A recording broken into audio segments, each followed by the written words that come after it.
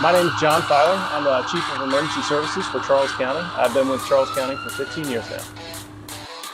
Current call volume for EMS is around 32,000 calls for service a year, and it steadily goes up every year by about 3,000 calls.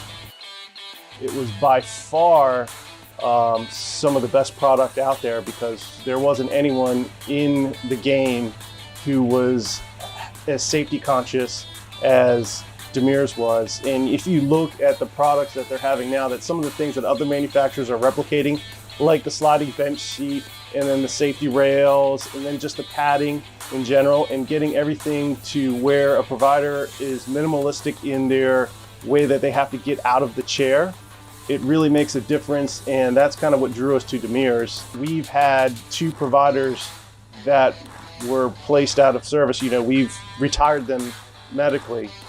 Once you have one person that's medically retired from a poor design, you don't want that to happen again. And to have it a second time, you're like, we have to do something. We have to take measures to fix that.